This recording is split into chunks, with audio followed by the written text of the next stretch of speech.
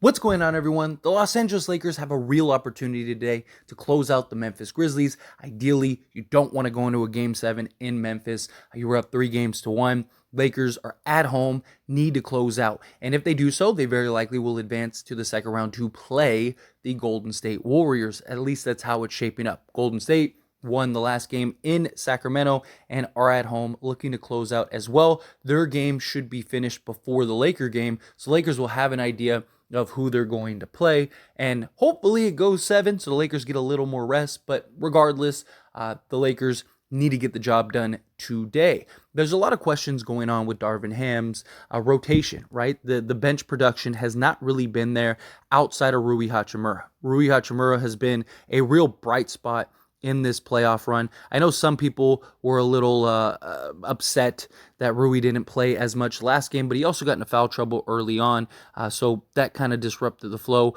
But outside of that, you haven't really gotten production from anybody. I mean, even Dennis Schroeder has been really bad in most of the games so far. The one game that he gave us 12 points, he almost tried to sell that game for the Lakers. So it would be nice if Dennis Schroeder could kind of pick it up, at least on the offensive end. He has been solid defensively. He is a guy that we can throw on Ja and kind of he has the speed, and he's our best point of attack guard. So it's nice to have him. Troy Brown, he's not really there for offense. Whatever he provides on the offensive end is just a bonus. He's really there for defense, which he's been very solid at, and just doing the hustle things, right? Doing the dirty work in limited time, which he does a really good job in, just keeping balls alive, getting rebounds, rotating, closing out, stuff like that, right? That is really huge. But it looks like Darvin Ham is considering changing up the lineup for Game 6. So according to Jovan Buha, Darvin Ham said that a big chunk of his coaching meeting today was focused on the team's rotation and figuring out better ways to maximize the bench units. So again, this is really huge because especially the minutes without Anthony Davis.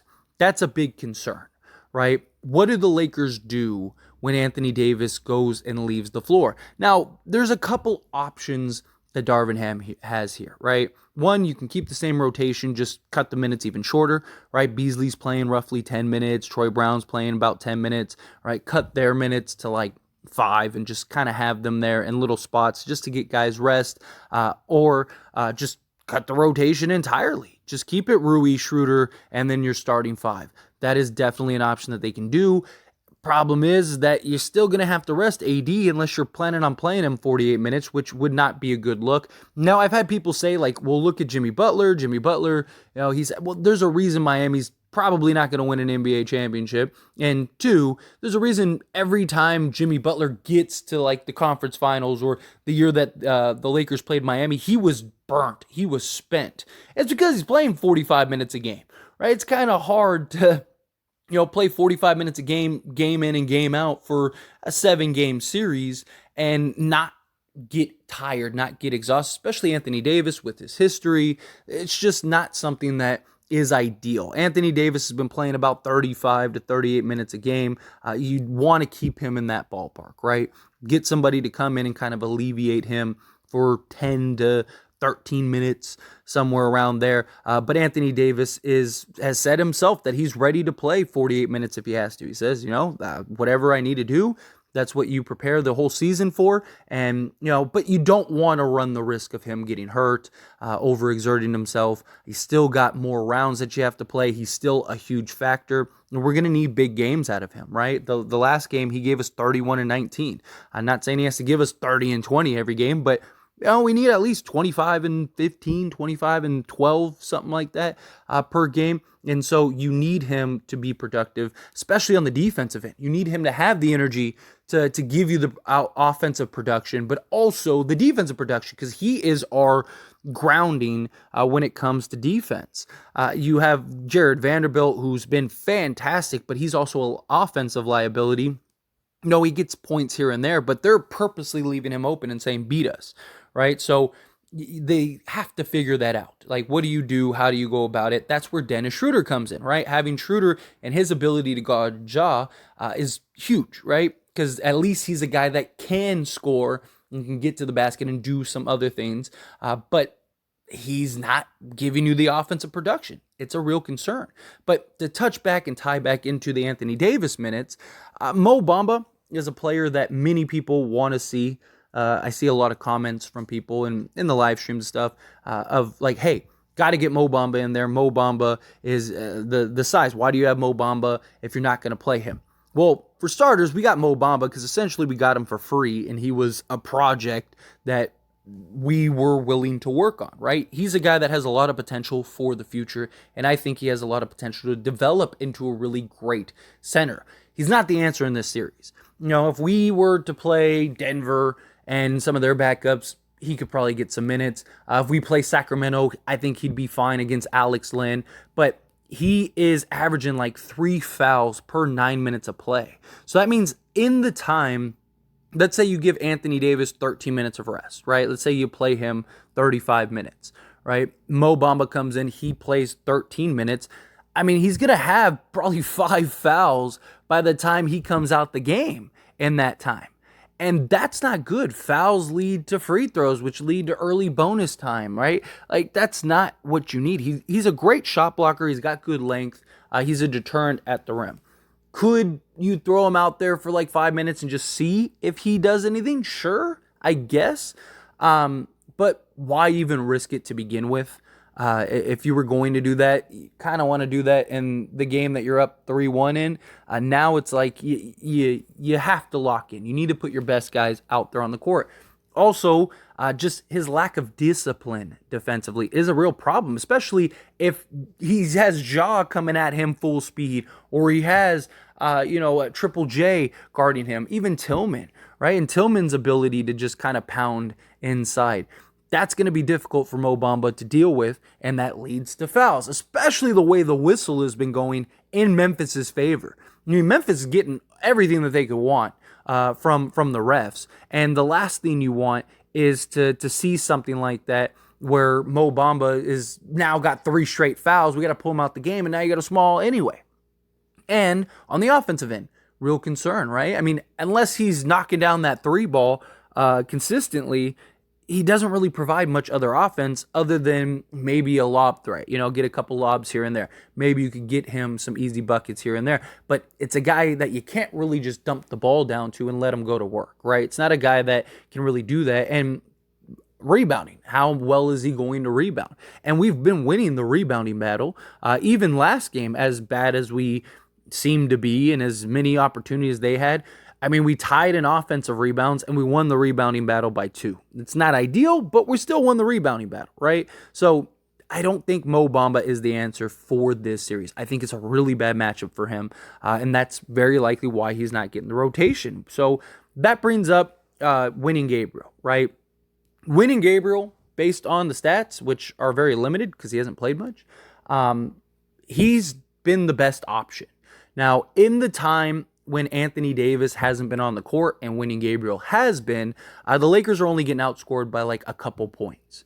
And when Anthony Davis is out of the game, you just want to just weather the storm, right? So ideally, you take Anthony Davis out with 5, 6, 7 minutes or 5, 6, 7 point lead, right? And you hold it to 5 or you hold it to 3. And then AD comes back and you push that lead to 10. That's kind of the idea. So winning Gabriel is a guy that is capable of doing that. You don't get the shot block. You don't get the, a lot of the things that the idea of what Mo Bamba would give you, you don't get. But you get a guy that is going to give you the hustle, going to provide some defense, is going to, work hard, try to fight for boards, stuff like that. A guy that's just going to be limited. Now, another option would be Tristan Thompson. That's somebody else that I've seen a lot of people bring up. But the problem with Tristan Thompson, he hasn't played this year at all. I mean, he was literally on like ESPN as like an analyst like a month and a half ago. It wasn't that long ago, right? And so how much production is Tristan Thompson going to really give you? How much in shape is he? The Lakers, because people say, well, why did you bring him to the Lakers if you weren't going to play him? Because one, you need a vet locker room guy. It's good to have that guy that just is there. Think of like a Jared Dudley, a guy that is familiar with LeBron James, and a guy just break glass in case of emergency. Knock on wood, something terrible happens and guys start falling apart, and it's like, okay, well, we have to rely on Tristan Thompson.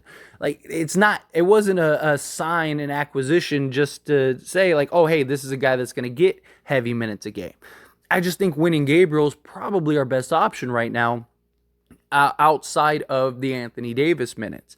Maybe, again, you could try Mo Bamba for a couple minutes and just see how it goes. Maybe Darvin Ham will. Maybe he will. But I think very likely you'll lean on kind of old, reliable. Winning Gabriel has had some huge moments throughout this season, has had some great games throughout this season. You kind of lean on him kind of being ready and staying ready and, giving you that energy and that spark. That would be nice. Plus, it's not like Memphis is playing, because like a lot of people are like, you're going small against Memphis. Memphis is small. I mean, they're playing Tillman at the 5 a lot, right? And he's 6'8". I mean, he's the size of LeBron and Rui, right? So winning Gabriel is going to be able to match up against those guys. And even Triple J, as great as Triple J is, he's not like this massive 7 foot, 200 or 320 pound guy. Like, he's more finesse. He's more like, he's high energy type guy, where Winion, I feel like, can match that. So that's very likely is my guess of what Darvin Ham will do with that. I could see him very likely tightening the rotation, keeping it to 8 guys, where you have the starting 5, you have Schroeder, Rui, and Gabriel, and that's it. So Beasley very likely ends up falling off. Now, a lot of people don't want Beasley to play. A lot of people want the Lakers to give somebody else. I mean, even people want Troy Brown, but Troy Brown, at least he's providing solid defense. Look at game 3, for example, and game 2. Desmond Baines was like going off and just had these stretches, and they switched Troy Brown on him, and that stopped. And that was huge. And so Troy Brown, his ability to switch on multiple guys, he was even staying in front of Ja and making things difficult on him. That was huge. He provides the defense. Again, whatever offense he gives you is just extra offense, but it's more of like, hey, here's another able-bodied defender, a guy that has some good size that can guard multiple positions. Let's put him in there and allow him to defend. So I could see Troy Brown maybe still getting some minutes, but I could see Darvin Ham just cutting those 2 guys entirely and just, again, going with Winion and going that route and having like a lineup of like Winion, LeBron, Winion, Rui, something along those lines. That could be very effective. Beasley, look, he has not been good offensively, but it's kind of hard to get good offensively when you're only getting, 3 shot attempts per game. Now, he did get 6 in the last game, but like 4 of those were in garbage time. So before that, he was only getting 2, and he's been averaging about 3 attempts per game. So unless he goes 3 for 3 from the field, it's kind of hard to get an offensive rhythm. And that's something that people need to keep in mind. And Beasley's been very good defensively. I'm not saying he's elite. I'm not saying he's great. I'm not saying he's this ball stopper now. But he's done a really good job rotating, stopping, or adding ball pressure, being a point of attack defender. Again, not elite or great or anything like that, but he's done a good job. Done a really good job defensively. Given the type of defender that he has been, he's done really good, and the numbers back it up. He's been very good defensively. So that's why Darvin Ham keeps sticking with him over a guy like Lonnie Walker. Many people want to see Lonnie Walker get the minutes. Got minutes at the end of the game, and he kind of looked lost. I mean, he didn't look very good. Granted, it was limited minutes, right? He only played like 5 minutes, but Beasley's only playing about 8 to 10. So it's not like Lonnie Walker is going to be playing 20 minutes a game. Now, Lonnie Walker does give you a little more athleticism, a little more ability to go create and get to the rim. So maybe that could be beneficial. But if Beasley's only getting like 3 shot attempts per game, I don't see Lonnie Walker getting much more than that, right? So what?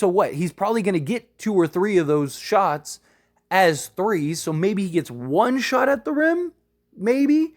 I don't see him. Like, people think Lonnie Walker is going to come in and just give you 20.